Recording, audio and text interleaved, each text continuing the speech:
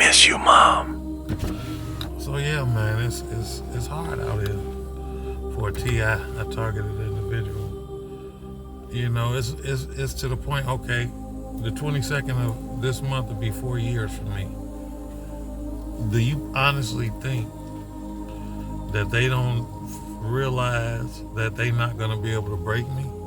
I've never said this before on TikTok, but I'm going to say it because you need to understand the severity, the lengths that these people will go through in order to destroy their target. My mom, she was addicted to opioids. She got COVID in December of 2021. Right around the time that I was about a month after I was being targeted. It was real. It wasn't as heavy as it is now, so it wasn't like on the radar as far as I was concerned. But she caught COVID right around that time. Honestly, y'all want me to be perfectly honest, I think she was perfect. I think she was purposefully given COVID. I think she actually agreed to it. That sounds crazy. I get it. I understand. But, so my mom, and who gave it to her was her ex-husband. Well, it was her husband. She never got a chance to marry him. To divorce him. So he gives her COVID. She ends up in the hospital.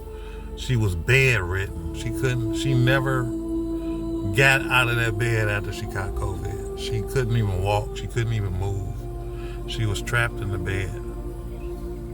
I used to visit her more than anybody, any of my siblings or anybody else for that matter.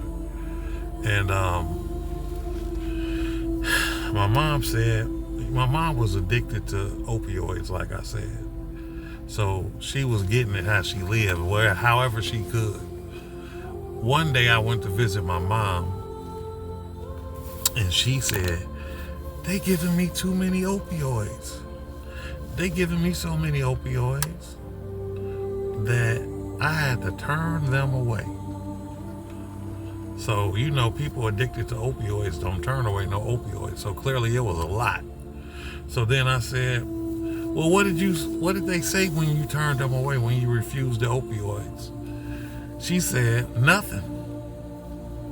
They just looked at each other and walked away. That's quote unquote. So, and I sort of took that like, well, they wasn't even expecting her to reject them because they know how opioid addiction is. So they didn't even know what to think or say. So, make a long story short, my mom was bedridden for the rest of her life for about a year and some months. And she basically died from an addiction to opioids. Last time I seen my mom in a rehabilitation, and this was a rehabilitation place. They supposed to be trying to rehab you, not addict you to opioids, right? That's not what rehab is all about, addicting people to opioids. So, last time I saw my mom, she was in a coma, an induced coma. She had a tube in her neck, and she had on the ground, you could see her chest. Her chest was not her breast, but the V of her chest. And I seen her heart jumping. Her heart looked like it wanted to jump out of her chest. Like something off an alien. Like an alien was trying to break out of her chest. I ain't never seen nothing like that since, and probably never will. So, I did some research on that. Why would a person's chest be doing that? And it said potentially opioids could do that. A large amount of opioids can have an effect on your heart to make it jump like that. And that's exactly what was going on. Her heart was having an effect of the opioids, right? So the hospital was trying to get us to pull the plug on my mom, and we disagreed. We didn't want to do that. And she passed away finally. Personally, I think that they honestly did pull the plug on her. You know, I think my sisters probably said, okay, go ahead and do it behind my back or something like that. I don't know. But I'm telling you, my mama's heart wasn't supposed to be jumping like that out of her chest.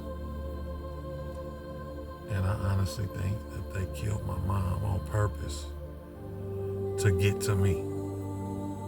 They figured this all of the stuff we've been doing. This is 2 years into the gang stalking or being a targeted individual. It's like, we can't get this, gonna get him. This gonna do his ass in. Ain't nothing else been able to get him, but this is gonna get him. I don't care what you think of me or anything from what I'm about to say. I cried when I seen my mama in an induced coma.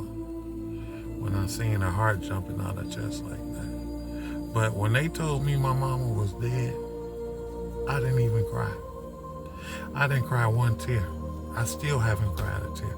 Sometimes I get emotional thinking about the times that me and her had. But I haven't cried a tear from her death since. And if I'm going to even be, I'll tell that some other time probably. But yeah, this targeting thing is vicious, is vile, is evil, is illegal. It is the most disgusting thing that humanity puts up with. It's done in the shadows, sure it is. But when somebody tells you that this is a real thing, it exists, nobody takes heed to it. Nobody wants to scream injustice because it's not happening to them and they don't want it to happen to them. So when I tell you this is some disgusting, evil stuff, that's exactly what I mean. Okay? Know this. This is the type of thing I'm going through. They done killed my mama. I think they working on my daddy now. He's in a rehabilitation home. He's doing the same stuff that the other people who do street theater do. He's doing the exact same thing. And, you know, I don't know what they tell these people. How they get your own family to go against you, that's beyond me. But it happens. My sister is the root of the family gang stalking, because that's what they do. They get your family, your own children. Man, look, my whole family done turned on me, y'all. And I'm staying strong by the grace of God and the Ruach HaKodesh alone. You know, some people don't get to go that deep where at least they got their family. They might think they crazy, but they wouldn't turn on them. Man, everybody did me. And when I say everybody, I mean everybody. This is a real deal. And I'm still standing because God put me through this. He said, I'm going to put you through the fire to refine you, and you're going to come out as pure gold. And that's exactly what's going to happen. All praises be to the Most High God, Yahuwah, and His Son, Yahusha, who saved me, who saved my life by the ultimate sacrifice.